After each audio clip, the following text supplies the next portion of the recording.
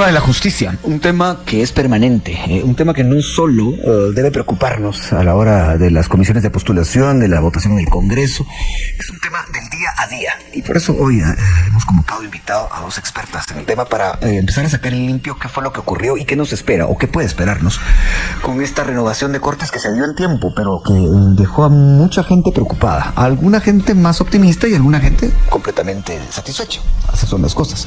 Bueno, para platicar del tema está aquí la doctora Ilse Álvarez. Ella es abogada y también fue viceministra de Gobernación encargada del sector justicia. Y también está Carmen Ibarra, ella es directora del movimiento Pro Justicia y periodista y también licenciada. A ambas gracias por estar acá. Doctora Álvarez, voy a empezar con usted por orden alfabético. Si pudiéramos extraer una gran lección de este proceso, ¿cuál sería la primera que usted resaltaría? Buenos días. Buenos días, Felipe, buenos días, Carmen Aida, y buenos días a nuestra audiencia. En realidad, a mí este proceso sí me gustó, porque la Corte de Constitucionalidad desde el principio fijó una línea muy clara. Va a haber transición y va a haber alternabilidad. Sí, sí va a haber. Desde el principio fueron muy enfáticos, inclusive digamos el amparo que había contra el tema de las Cortes de Apelaciones, cuando hicieron una votación integrada de 80 nombres comunes y dejaron de votar por algunas personas que eran postulantes. Aún en ese caso la Corte fue enfática en decir ya hay nómina. No importa lo que pase, la nómina ya está. Congreso elija, inclusive empezó a haber una serie de amparos provisionales, si ustedes se recuerdan, donde ya les recordaban a las comisiones de postulación que tenían que cumplir con los plazos. Y por esa razón nosotros vemos que la Corte de Constitucionalidad también fue conteste. Cuando las comisiones de postulación, especialmente la de Salas, ya tenía plazos y tenía combinatorias, dan a la posibilidad de elegir una nómina de 80. Y aunque el presidente se opuso, la democracia manda y todos por mayoría decidieron que no había otra manera de cumplir en los tiempos fijados por los tribunales de amparo. Así que definitivamente se cumplió. Creo que el plazo es muy corto. Yo creo que para la siguiente ocasión, como no da tiempo de entrevistar, yo sugeriría que, por ejemplo, cada candidato haga una grabación de 5 minutos. Que la entregue con su USB, igual que su documento electrónico, donde diga cuál es su plan de gobierno en resumen, y lo meta dentro de su currículo, porque entonces esto permitiría que, como no da tiempo de entrevistar 1,200 personas, porque es materialmente imposible, pues tengan la opción de revisar la pequeña entrevista que la persona plantea, ¿verdad? Y se me ocurre también que es importante porque la parte académica puede hacer la revisión interna, cómo era esta persona desde la academia, cómo fue su comportamiento en la universidad, qué pasa, digamos, con su tarea profesional. Yo recuerdo que han habido veces, yo sentí en esta ocasión que el formulario era bastante sencillo de llenar y la forma de ordenar el currículum también era bastante simple, no era un documento imposible de llenar en tiempo. Bueno, recientemente, digamos hace minutos, para decirlo de manera más clara, comenzaba con el licenciado José Santos Zapón, abogado de la alcaldía indígena Ixil. Y basado en algo que platicábamos con el recorrido del programa de ayer, le hago la pregunta a Carmen Ibarra. No llegaron los mejores perfiles, no había suficientes perfiles que llenaran las expectativas de lo que se esperaba. ¿Es esa una percepción que usted o una opinión que usted comparte o tiene algo diferente que decir al respecto? Buenos días. Buenos días, es un gusto estar con ustedes. Creo que el gran problema es que no conocemos a los jueces buenos o a los abogados a los cuales uno podría de entradita decir son honorables, porque los que son conocidos son los que han incurrido en escándalos o se han convertido en figuras controversiales, pero a los buenos es difícil conocerlos.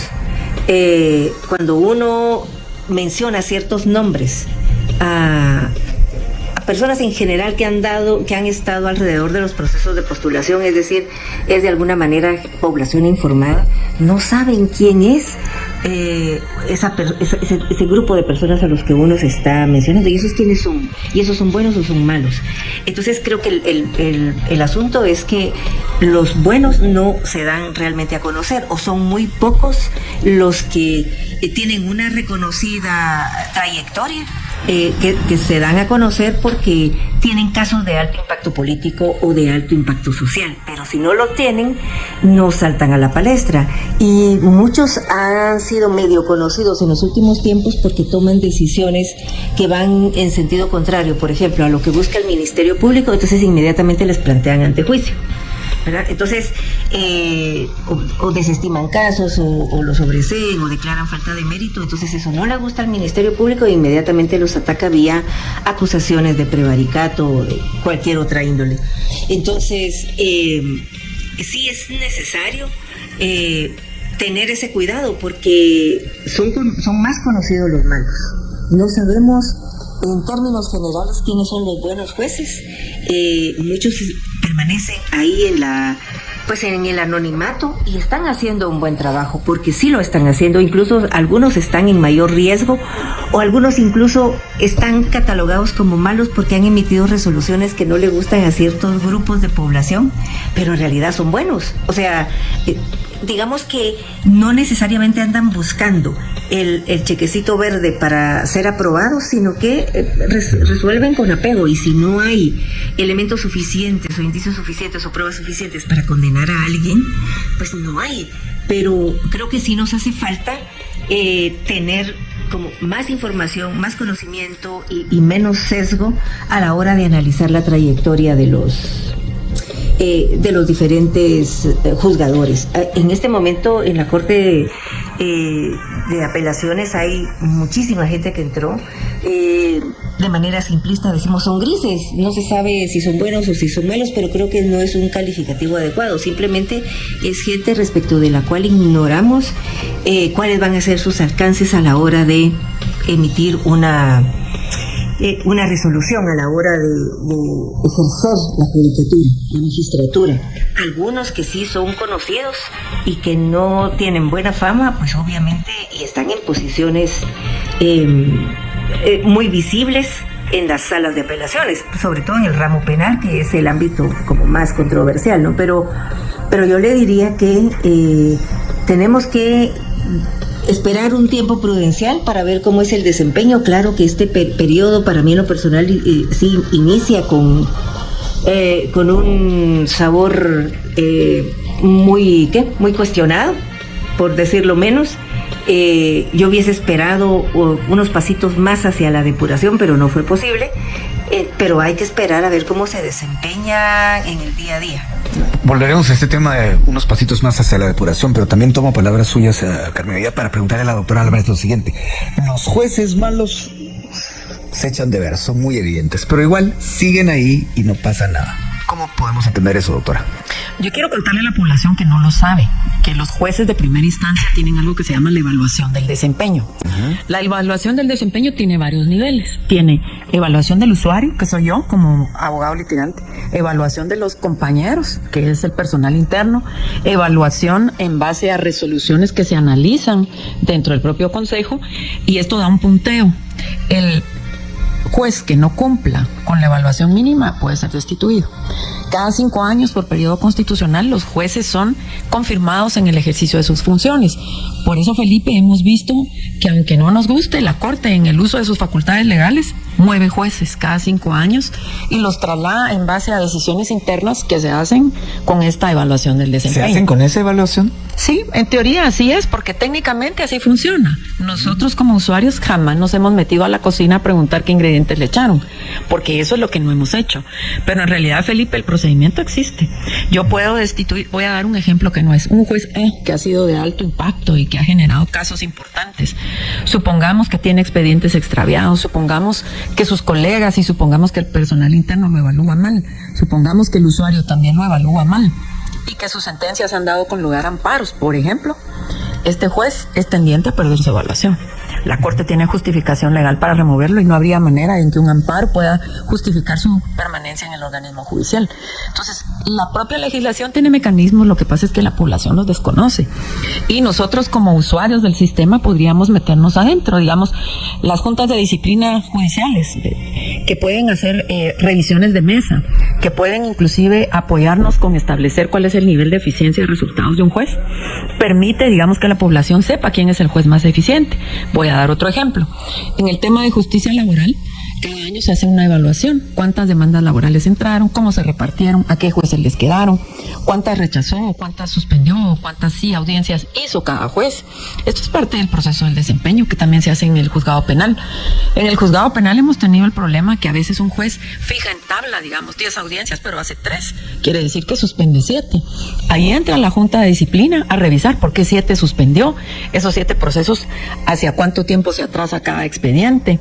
Y normalmente yo que soy litigante les puedo contar, yo puedo tener una audiencia de etapa intermedia donde no hay una persona ligada a proceso y llegan detenidos 15 personas de un accidente o 15 personas de un expediente de alto impacto.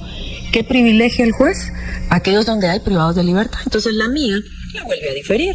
Yo he tenido procesos que han tenido 10 audiencias intermedias diferidas porque los juzgados se mantienen en un gran movimiento. Entonces, ¿qué significa esto? Que se necesita crecer. Y la evaluación del desempeño es un mecanismo interno que la población desconoce, pero que existe. Y nosotros nunca hemos pedido a través de información pública que queremos ver la evaluación del desempeño del juez A, del juez B, del juez C.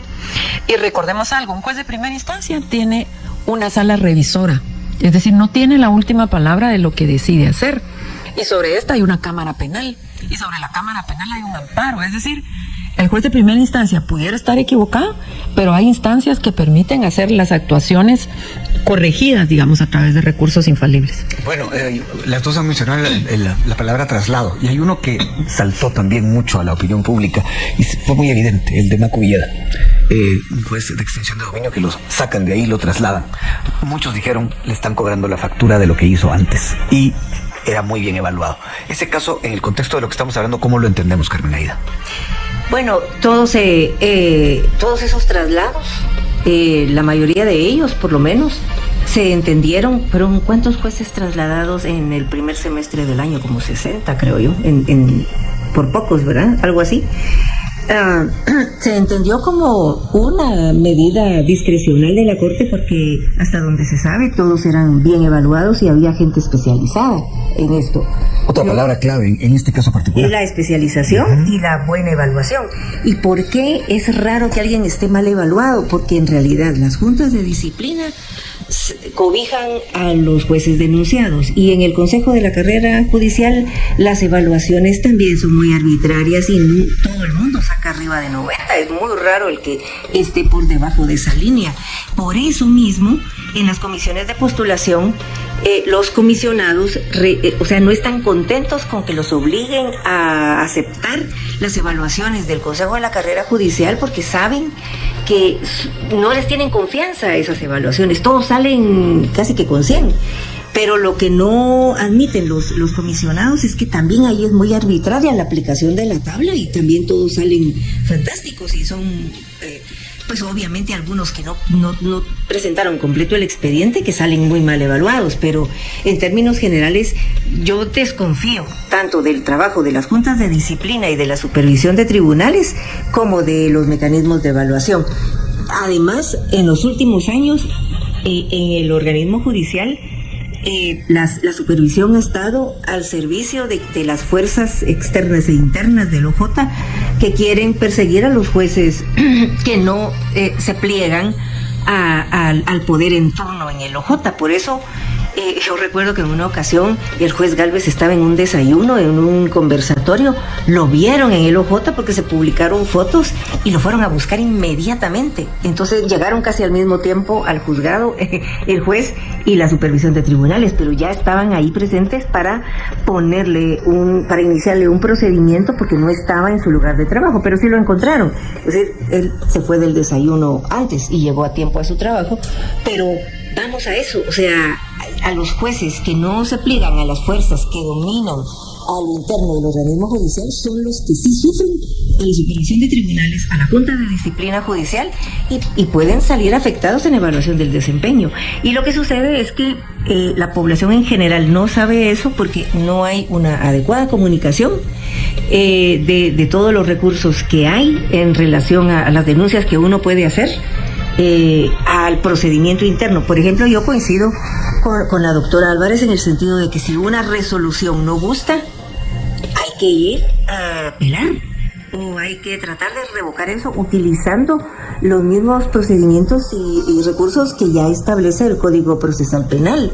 Pero aquí no nos gusta esa resolución y ya lo acusamos a la persona de muchísimas, de delitos, de comportamientos oscuros, y de repente no. Porque yo he visto sentencias en donde uno dice, sí, yo voy a citar el caso, por ejemplo, de la jueza María Eugenia Castellanos. Hace muchos años, ella incluyó en una sentencia de un caso de Escuintla del ingeniero Ordóñez Porta una parte al final de la sentencia en donde decía que había que investigar la existencia de una estructura dentro del Ministerio Público que implantaba pruebas. Estamos hablando de un asesinato. Estamos hablando de un asesinato y fueron a inculpar a gente de la comunidad para desviar las investigaciones de quienes sí podrían haber estado involucrados en ese asesinato. Al final la jueza, el tribunal los declaró inocentes, pero sí dejó constancia de que se implantó prueba y ordenó que se investigara en aquellos entonces a la Fiscalía donde estaban Berta Julia Morales y María Rosario Acevedo Peñate, entre otros, ¿no?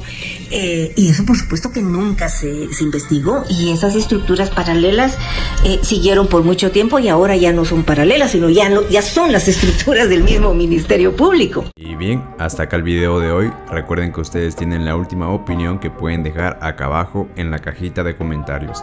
Dicho esto, nos vemos hasta el siguiente video. Adiós.